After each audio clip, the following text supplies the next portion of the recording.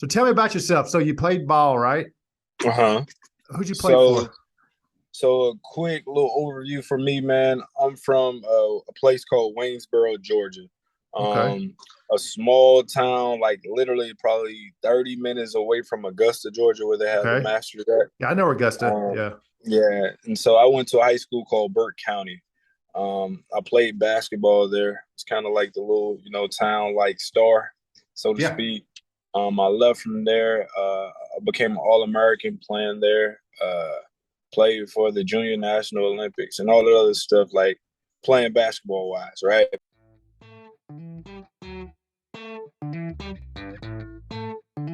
How long have you been in the Navy? Hello there, Blowbird Life. I'm Jamie Britt. And I'm Heath Britt. And together we are E14. We have 40 years of naval service. And each week we discuss a potpourri of topics, which we like to call smoke pit topics. These are real world topics that concern us, our marriage, and our Navy with a sailor twist. So join us each week as we dive into the deep end. Booyah!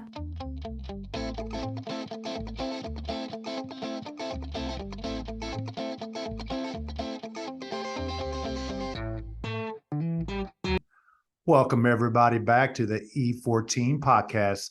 Today, sitting here is just me, Heath Britt. Jamie's picked up Chief, so she's doing her Chief stuff, Chief selectee stuff. So it's just me today, and I'm joined today by Devonda Lewis. Before we get started, though, I want to just a little disclosure: the views and opinions of this show does not reflect the views and opinions of the United States Navy or the United States military or Devonda's command. So Devonda, hey, welcome to the show, man. Man, thank you for having me, man. Thank you. Our pleasure, brother. Hey, tell us a little about yourself, my man. Well, I'm from Waynesboro, Georgia, known as Burke County area. Like I said, it's like 45 minutes maybe from Augusta area where they have the Masters. I played basketball throughout high school, left from there as an All-American. Joined to go play basketball in South Carolina, and then left from there to join the Navy. And then I did 2 deployments while I was stationed in San Diego on the DDG 102, the USS Sampson. I helped recover bodies like from plane crashes, the Air Asia plane crash. And also while I served, I ended up playing basketball for the Navy as well. And so I played for the all-Navy basketball team. We beat the Air Force that year for the first time in a while. And I ended up meeting the coach of the Spurs, which is Greg Popovich. Yeah. And that's kind of how my professional career started. He, informed me of things of playing in the summer league and playing at different pro workouts and things like that. And so I left from playing there.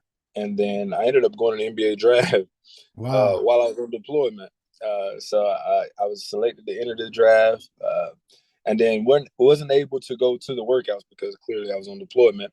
But when I came back, I ended up going to work out with the Sacramento Kings for their last roster spot, and they ended up picking Seth Curry, which is Steph Curry's brother, which he was the MVP of the development league that year anyway. So I was like, yeah, I just got off a ship and he was in the league already. So his name Curry already.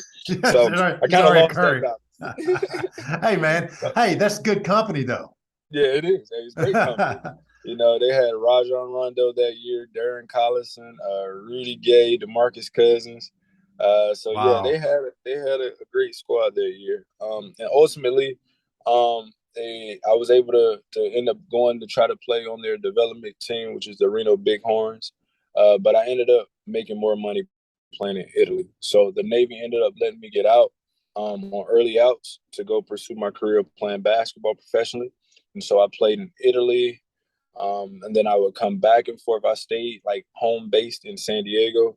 And I would come back and forth. I would go play. I played in Canada. I played in Mexico. I played in Japan. And then I ended up coming back to San Diego. And then I graduated from National University using my GI Bill. The Navy really paid off greatly. And then I played in Rochester for a while. And then I ultimately ended up coming to Missouri because I hadn't seen my family in like 10 years with all that traveling and everything going on. my brother was a pastor here. My mom moved here to help him out. And I ended up getting a phone call because my coach was supposed to go get a job working for the Nets. And so I thought I was going to have an opportunity to work out for those guys. And then he got a call to go take a USA team to China. And so he called me. He's like, hey, man, what you doing? He called me D-Lou. He's like, D-Lou, what you doing? I was like, man, I'm over here in Missouri. And so he was like, man, you want to go to China? I was like, sure. And so I got a Chinese visa and went and played with the USA team that year. Nice. Then after that, we actually had our own little team and we played in China as well and then won a championship with those guys. And then I ended up coming back to the States and, pretty much working with a nonprofit. I coach here at a high school and I'm also a prior service recruiter here in the area. Once I got back into the reserves and it was kind of like a golden opportunity for me because my biggest thing was to give back and to help the youth as well. Nice. So I kind of do a list of a whole bunch of different things, man. And that's kind of where we are today. Oh, holy shit. You've done more traveling with basketball than you did in the damn Navy. Yeah, for a fact. That's crazy. That's crazy. So when you played around the globe, not counting America, what's the biggest competition for us basketball? Which country? China would have to be the biggest. Wow. Because I would say, so what usually happens, so you got the NBA, and then China is the next biggest league because the players that I was going against were NBA players. So it's like most NBA players, if they don't make it into the NBA or they get cut or whatever the case, they usually go play in China. So China has a lot of Americans playing for them. Most definitely. So you at least have 2 import players. So it's 2 Americans usually or 2 NBA players on each team. And if they're on that team, they got to probably score 30 points or they get sent home. Wow. Damn. It's a good competition then. Yeah, it is for a fact. Well, we're getting into, so everybody knows we started this new series and you're the first episode, the first guest we have on since we took our little break when we were moving up here to Pennsylvania. So we're doing inspirational leadership, building a team and playing across the globe like yourself. Playing with language barriers like yourself. I can't imagine trying to play in a team that most people, English is not their primary language. Chinese, Italian, what have you. What is the key, man? That started in high school. I'm sure you were the team captain, right? At one time, scoring, you're All-American. So what is your idea when you're trying to get a team together? What you have a philosophy? So when you building a team, right?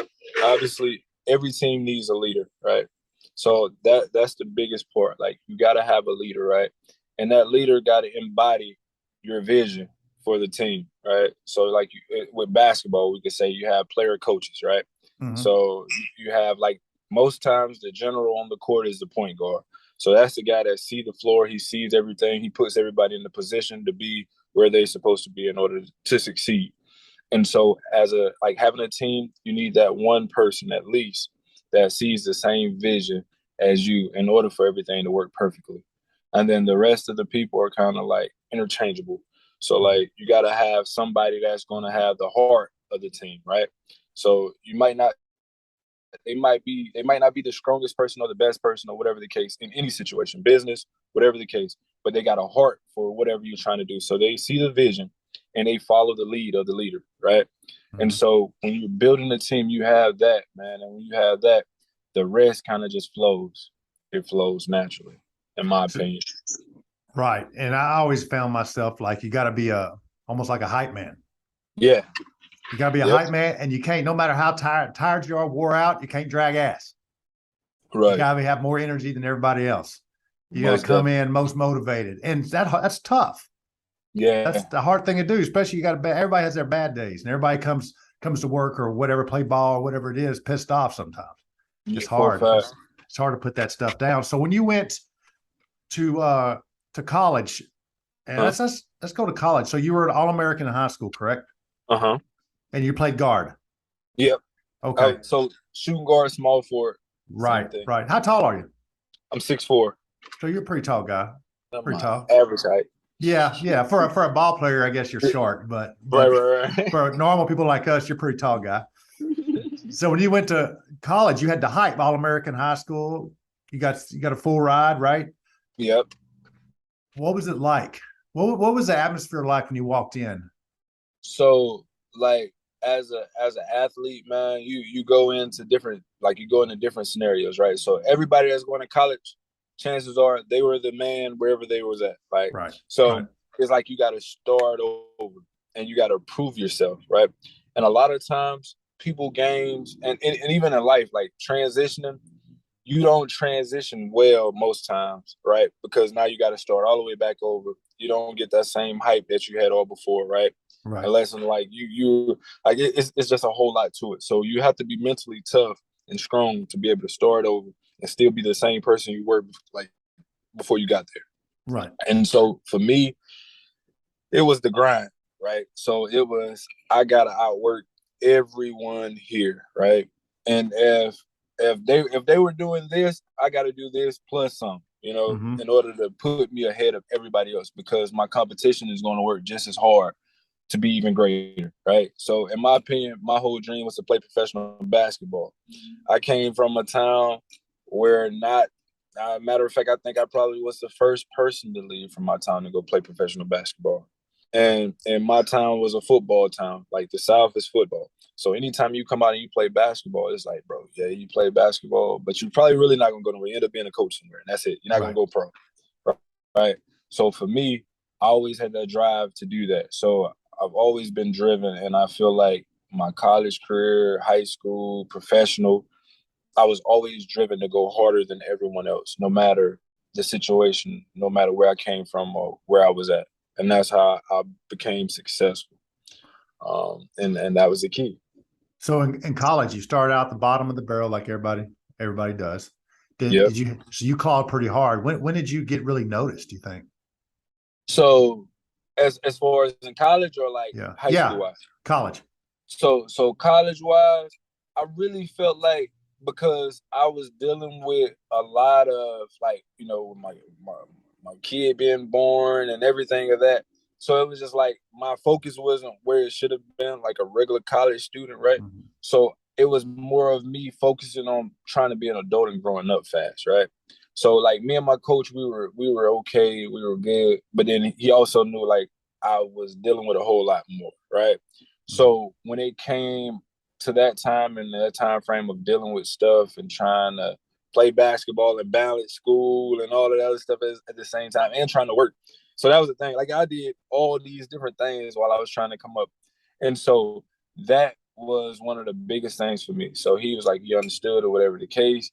And I worked my butt off. And then I ended up leaving because I couldn't really balance everything.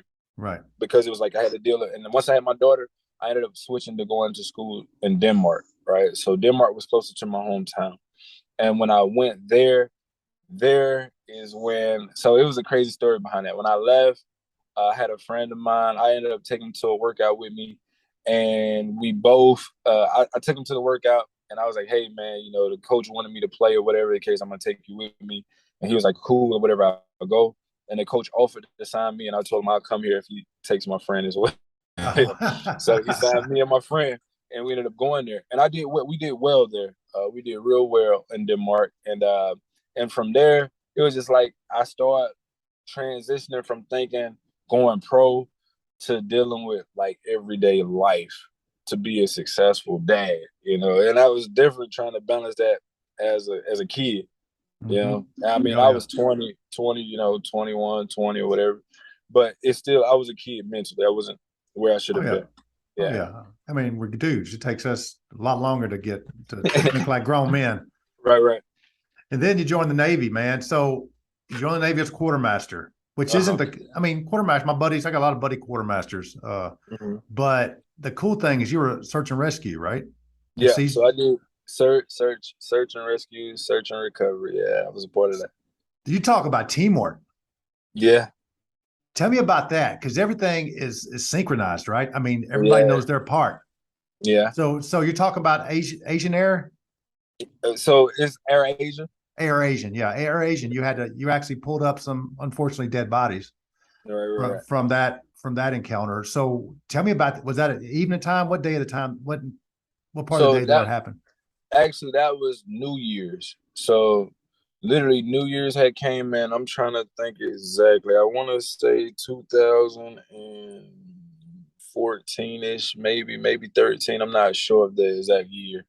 But I remember it was New Year's. And I was literally getting off of a 2 to 7 watch. So usually what would happen is, you stand your watch. So 2 a.m., 7 a.m., you get off and you go to your rack and go to sleep. You're doing that 6 on, 6 off shit? Yep. So yeah. So you would try to go take a nap. But the thing is, we had got message reports or whatever saying that, a plane had went down in our area. And I was standing watching. So they were like, hey, we use something called VMS, which is Voyage Management System. So it's essentially like a TomTom on the screen. We can say, right. A navigation system. Mm-hmm. And so I had input a box, which we usually call like night steam boxes. So we would stay within the parameters of that box at night or whatever. But they wanted me to put a box in the area of where I thought the plane might have went down, and we might have found like anything, because the biggest thing we was trying to find was the black box. Right. And so I made a box literally of that area where it should be, and then they sent out the helo to kind of like oversee what was going on. And then unfortunately, we started to see, debris and remains rise up in that area. And we went all ahead towards that area. Wow. Did you get in the water? So that is the biggest thing about it. I did not have to go out here and like literally grab the bodies myself. Right. Like so we had I had to stand pretty much lookout, if that's a better thing to say for it, because I was on the bridge as watchstander, but I also located the area of the bodies or whatever. And then so what happens in the Navy, right, is when your swimmers, your SAR swimmers and all of that, like they jump out the helos or whatever, they let them get out or whatever. They go into the water, and you have the ribs and everything going to the water as well. And if a shark is in the water while you're in the water, the Navy is trained to help you go out peacefully. Yeah. Shoot you so you die in peace. Right. Right. Oh yeah. And so the pressure of that it was on my shoulders. So it was, hey, are they good? Are they good to go? And I actually got a friend of mine, the guy, Jeff, he was known for punching the shark. So he was pulling up a remain or whatever the case in the water, and the shark was attached to it, and he jumped up and he punched him in his nose, and the shark actually went back in the water. So it was crazy. So yeah, man. So essentially being a part of it, man, was great. As far as the teamwork that it took to make it happen, to bring closure to the families as well. And like I said, it was an instrumental thing because it led us to go into Indonesia, in Jakarta, which is where ISIS started at. And so we were the first ship to pretty much have a whole ceremony and be able to go in. And so I got to stay in the hotel where the president stayed and everything. So it was pretty great. That's cool. Yeah. So you joined, when did you originally join the Navy as a quartermaster? In 2011. Okay, 2011 you joined. Uh-huh. Then you got out, came back in. Now you're recruiting, right? Yeah. So you're what do you call it? A prior service recruiter? Yep. So I get guys that used to be in branches or in other branches and help them get into the Navy Reserve. Have you seen? I'm not, I'm a proud Navy vet. I did 26 years, but have you seen from when you came in 10, 11 years ago to now, do you see the teamwork aspect? Is it better? Is it worse or the same? So I think now versus when I first came in, I feel like when I first came in, it was more teamwork driven, right?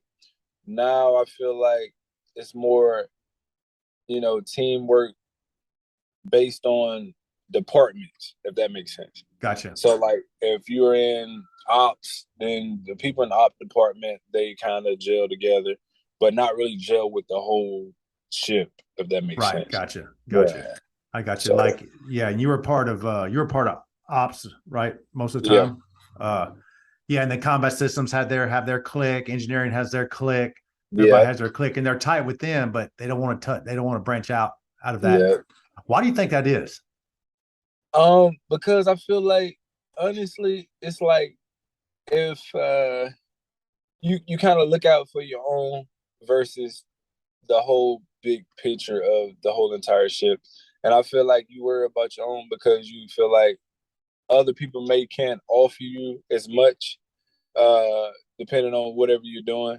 So the crazy thing about all this is I started out undesignated, right? So I didn't just come in as a quartermaster. I came in as an undesignated seaman.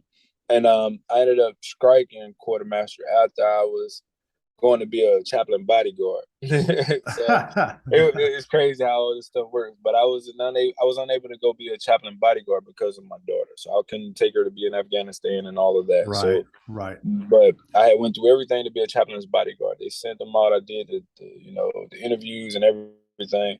But ultimately I ended up being a quartermaster at the end. But being with the bosun's mate as undesignated seaman, I kind of learned to be cool with everybody, right? Because that was my thing always, right? Always treat everybody equally. Always look out for people as much as you can. Because at the end of the day, especially being on the ship, my biggest thing, I was a part of the Heritage Committee as well, is that you never know, like, if you would need someone or the person next to you, no matter the race, color, creed, department, whatever. Because literally, if toxic gas is let go in a space, right, or in berthing, and you're in there sleep on late sleepers, and the person that don't like you is the only person that's in there that can save you. That's true. See what I'm saying? Yeah. So I look at things differently, and that's how I look at life, man. And so that taught me to always, treat everybody equally and always look out for everybody, no matter the department. So I was cool with everybody on my ship. So you wanted to be a chaplain bodyguard. You mean RP? Yep, I was. You wanted to stack bodies for the Lord? Yep, that's it. Stacking bodies for the Lord. That's it. That'd have been a cool job. Yeah, man. I had some time with the Marines too at Camp Pendleton. Oh, really? Wow. Yep. Nice. Yeah. So I want to go back to you playing ball over the globe real quick. So you were in let's talk about it, Italy, China, anywhere else in Europe or anywhere else overseas? So, man, I played China, Italy. I played in Japan for a little while. Yeah. Where else? I mean, I played in Canada, Mexico. Wow. Yeah. Yeah. So I played a lot of different places, man. Now, out of all those teams, I mean, you got a lot to choose from. Mm-hmm. Who had the best teamwork, you think? Which country? In China. Why is that? What did they do different? So it was just like we ate, slept, breathed the same sound. Like it was like one band, one sound, that concept. It was like if I go left, like they know what I'm about to do before I do it. Because it was a difference. Like it's like basketball, it flowed naturally. And it was like I never we ran plays or whatever, but it's kind of like we never really had to because we already know what we was doing. Holy shit! So it was like you're a robot, almost programmed. Yep, and it just went naturally. Like it's like you have cars drive itself and do whatever it's supposed to do. It already know. Yeah. You got to tell them that. Yeah. Were the people over there, as far as the players, very disciplined? Yes, most definitely disciplined. Okay, where's the most lackadaisy teamwork? The ones that maybe they didn't really know what they were doing or just didn't practice great teamwork. Probably, I would say Italy. Yeah, yeah. I can see that. Yeah, it was different because it was like everybody wanted to be individuals there. Everybody wanted to be the star, right? Yeah. Everybody wanted to be individuals. So it was never like, it's like when you put a group of players together that were like good players or great players or whatever, then it's hard to be like, okay, this, you know what I'm saying? Like it didn't flow as well as it should have because everybody wanted to be individuals. Yeah. And when you try to be individuals and a concept when it's supposed to be team first, it don't really work too well. Yeah, definitely. That's definitely, I can definitely see that. I lived in Italy. I'm not surprised. Yeah, man. Let's talk about inspiration, man. Inspiration. People that are inspirational. So who in your mind people you played with, just when you think, wow, that was an inspirational guy or gal or whatnot, like in your, whether it be the Navy, basketball, that. So who was my inspiration, or No, who do like you, okay, who like when, like, so a team leader or a leader in the military, leader in basketball, you look at them or they're like, they inspire you, they make you want to go, score 40 points or be the best team player you can be or whatever in the Navy. Is there somebody in the Navy that made you want to be the best QM or the best sailor you can be? Who inspired you? As far as the Navy wise, I would have to say, dang, that's tough. That's tough. Navy wise, who inspired me? I'm gonna say my oldest brothers inspired me as far as being in the Navy, because my oldest brother was actually in the Navy, right? Oh yeah. But he was in the Navy like years ago. Like I think they ended up like letting him get out because he had flat feet type of thing. Like back way. Oh, well, he's way older than you. Yeah, way older. My oldest brother almost 50, I think, right now. Okay. Yeah. So he was in way back in the days. And he was in the Navy first, actually. And actually, when I was going through trying to figure out what to do and all these other things, like I had my second oldest brother was like, yeah, man, you should go do, join the Navy or whatever. But I sat down and talked to my oldest brother, and I asked him what worked for him and what didn't work for him. And, like my inspiration comes from other people's failures, if that makes sense. That makes sense. So I learned how to be who I am to people fail at what they were doing. Right. And that showed me what not to do and what definitely. to do, honestly. And then as far as basketball, I had one coach, man, Coach Ricky Benitez. Coach Benitez had been around for a while. Coach Benitez, he was actually in the Army as well. So we kind of connected with the military stuff. He's won championships in so many different countries. And he was really one of my guys. Like if he wanted me to go through a brick wall for him, I'm going. They'd be like, hey, man, I need you to do this today. I don't mind. I'm gonna do it. Whatever he needed from me. Because he was inspirational throughout my process of even becoming a professional athlete. Wow. Where'd you meet him at? So I actually met him. So remember when I told you I met Greg Popovich or whatever the case, when I was playing for the Navy. So he told me about different places to go and combines and pro exposure camps. So I ended up meeting Coach Benitez in Florida when I went down for a exposure camp. I think it was at UCF. And I was down there playing, and then he just took a liking to me. And I always got my information. And even then, when I was going, I was still in the Navy. So I was unable to be signed to anybody. It's just dad coach just looked out for me and kept my information and stayed in touch with me the whole entire time.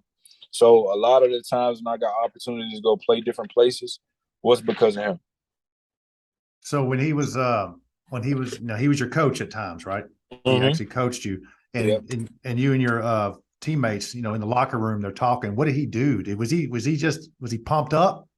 So yeah, all the time. Like, so he was one of those coaches, like in the middle of the night, he's going to text you, like, just to see where your mind is, like to make sure you're mentally ready. Like he was going to text you first thing in the morning and be like, He'll send a million emojis, but he also sent a message with it.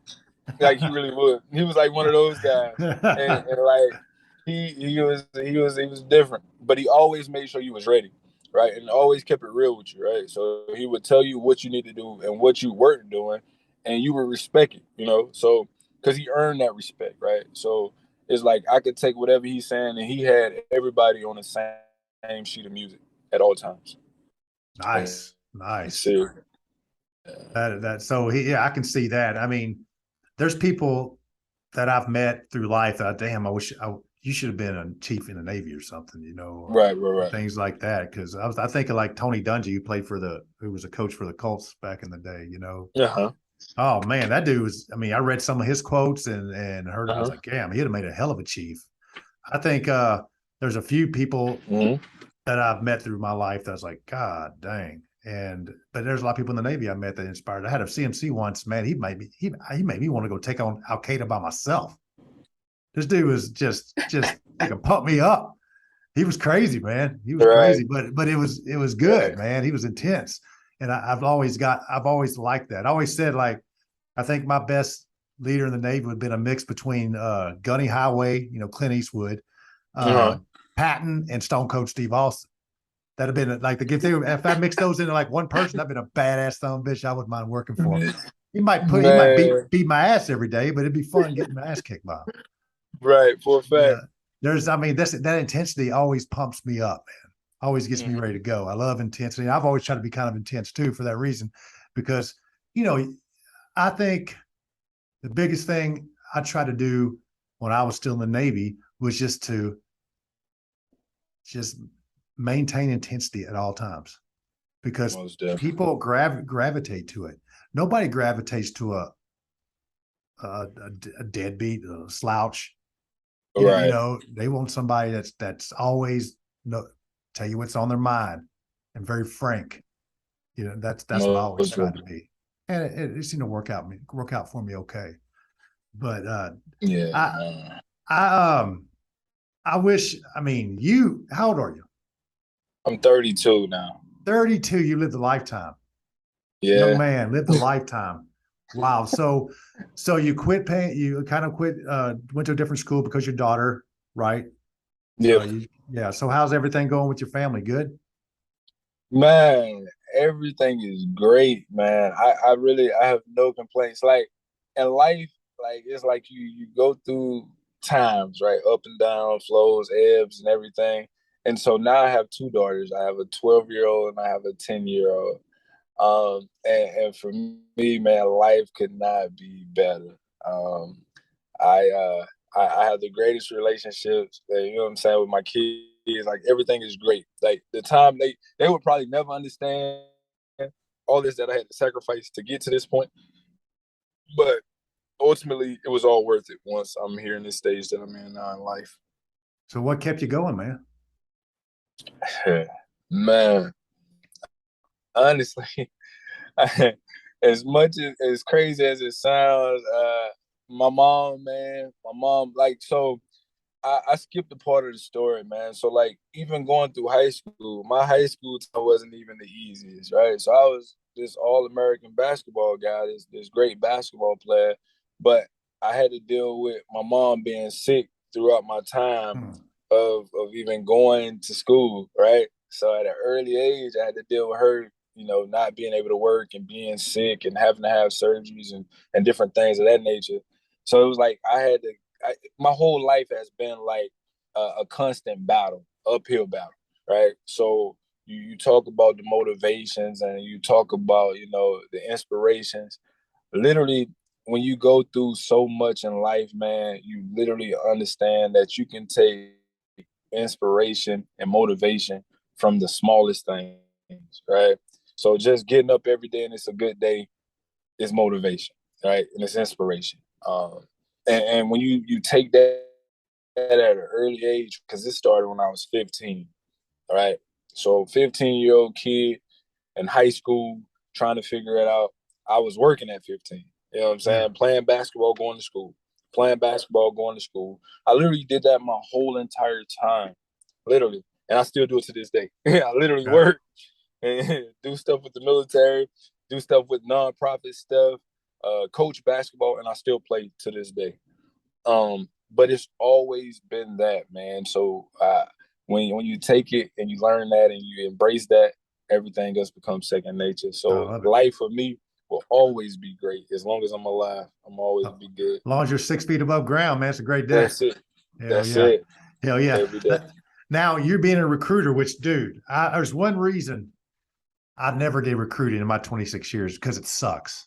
All right. It sucks. I mean, I'm going to be honest with you. I mean, it's cutthroat. In my opinion, it's cutthroat.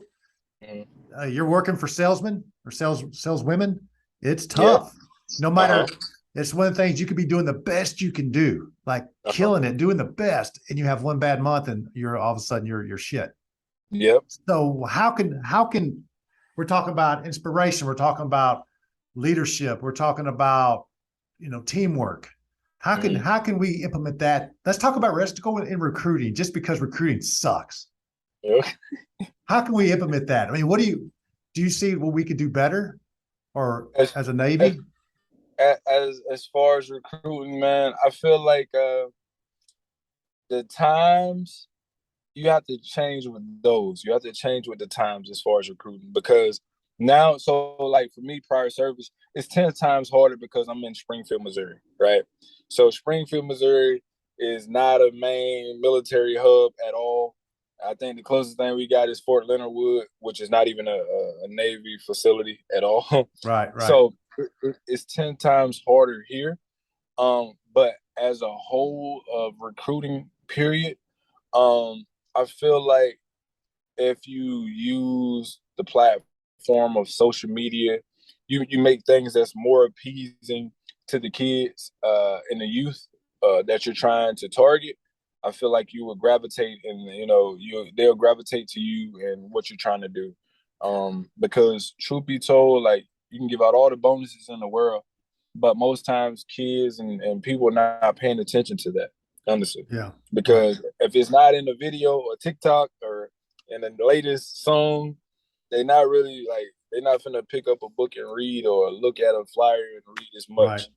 Or if it's over 4 or 5 seconds. Right. Yeah. That's how come a TikTok or whatever the case, little stories last like 10 seconds at best. Yeah. And it's out of there.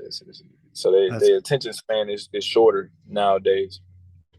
Oh, 100%. I'm with you, man. It's I found my attention span short is because I'm around a bunch of kids all the damn time at the house. It's making me dumber.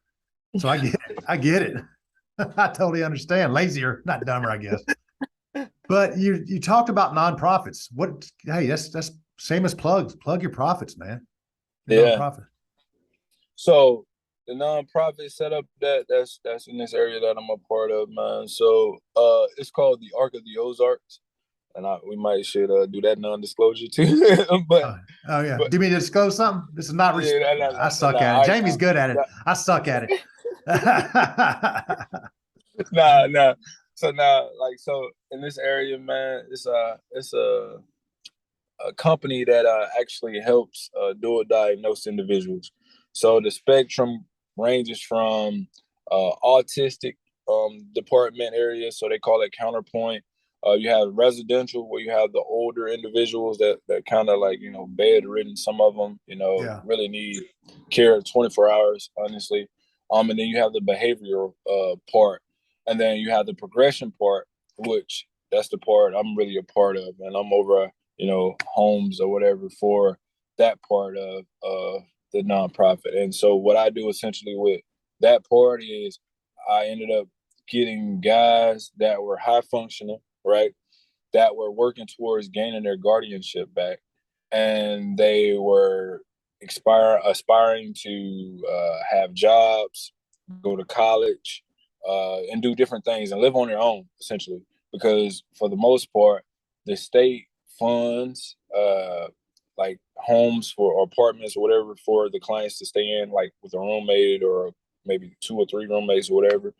And then you kind of just try to track data. So we do logs or whatever every day to make sure we're tracking how they're progressing, or what we need to work on to help them be more successful. And so I actually work with guys that actually got underwater. Like I think he got a welding certificate or degree or whatever, and he's out of the program now.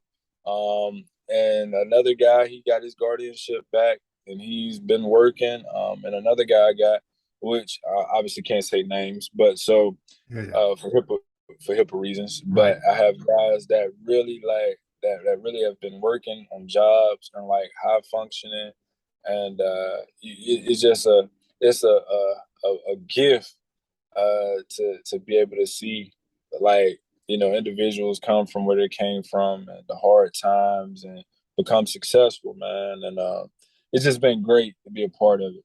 And so I've been a part of it now for about 4, maybe 5 years, and that's been my way of giving back. Does it take you spend a lot of time with it? So now I don't really have to dedicate as much time as I did before. Like it was a lot of long hours towards doing it because as people grow, the less you have to do now. So, but in the beginning stages, it was a lot of hours. It was a lot of hours and time and work put into it. Now it's kind of like a robot. It kind of works and runs itself, well-oiled machine. Awesome. But I still put in the time. I still get the late night calls. I might still get the random messages to try to make sure everything is okay. Awesome, man. Awesome, dude. This has been a great conversation, brother. I've had a blast. And before we wrap up, what can you tell some of us fellow sailors, civilians, anybody that's you had it tough, they're struggling? What would you tell them? Like I said, man, for anybody, right? For the most part, because everybody can relate to this. Every day is not going to be a good day. And as long as you have breath and you're above ground, it's a chance for something great to happen, no matter the situation, because you can lay down and you'll get up, it's a new day.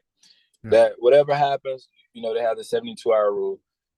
72 hours, it won't even matter, you know? So I'll take that to heart, and I've learned to deal with that and to understand that no matter the situation, it can always be worse, and take anything. If you if you're deploying, if you're out there and it just sucks, right? Now, sometimes things just suck. Like it's like you just don't get a break.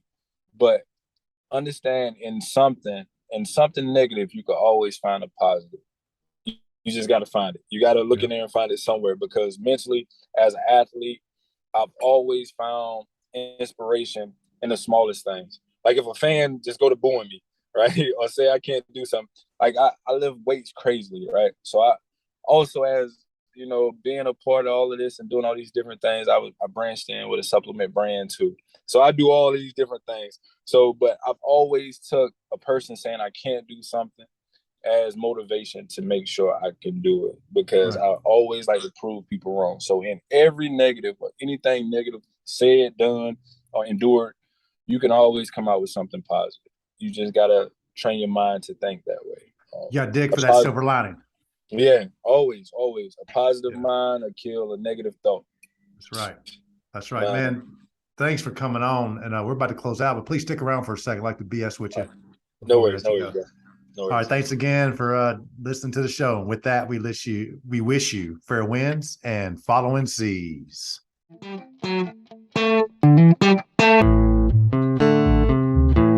them living life.